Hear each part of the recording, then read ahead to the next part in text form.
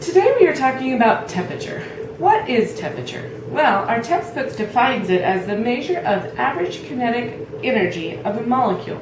Well, what is a molecule? A molecule is made up of an atom, and an atom is the smallest particle of matter that we can see. So, the atoms attract and become molecules, and then they become together a certain form of matter. Today we are going to be looking at water. We are going to use our water to kind of figure out what temperature actually means.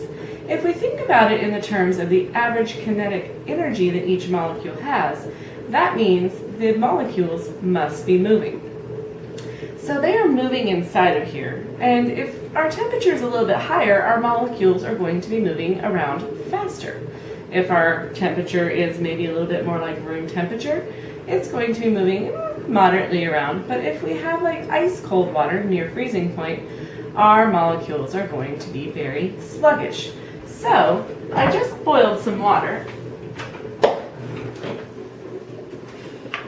in my nifty little teapot, and I'm going to pour it here into this particular jar. This is my hot water. Now, if we as humans tried to figure out what temperature was, it would be kind of hard because, like our textbook has told us, if I were to stick my finger in here and in here, ooh, that's cold, that's hot.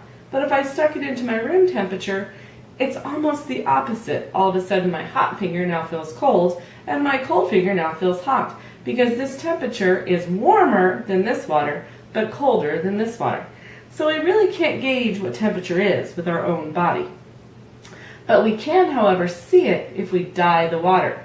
So if these molecules are moving very slowly, these are on an average because it's room temperature, and these are moving very fast because we know it's near boiling point, my dye should react differently in each set of water.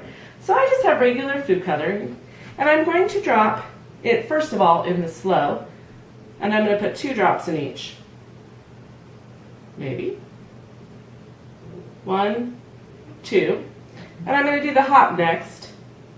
1, 2. And then I'm going to do the room temperature. 1, 2. And we're going to observe, I think I might have gotten 3 in there. We're going to observe kind of what happens to the food dye as it settles into the water.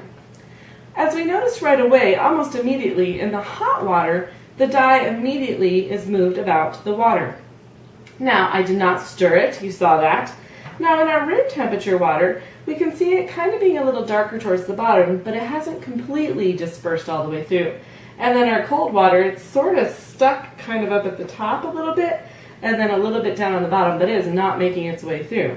We can contribute this to the fact that these molecules are moving throughout the water at a molecular structure that we can't see with our naked eye, but they are moving, so they're interacting with the dye and moving it throughout the water quickly.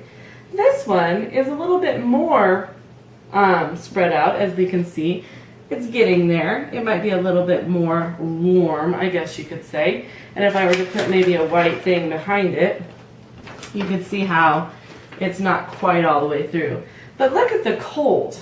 For instance, it's definitely not making its way because these molecules are just a little bit more slow moving, or a lot in the case between the hot and the cold, and the dye does not move throughout the water as quickly.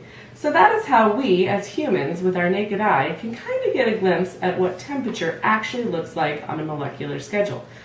If you have any questions, feel free to respond to this discussion post. Have a good day.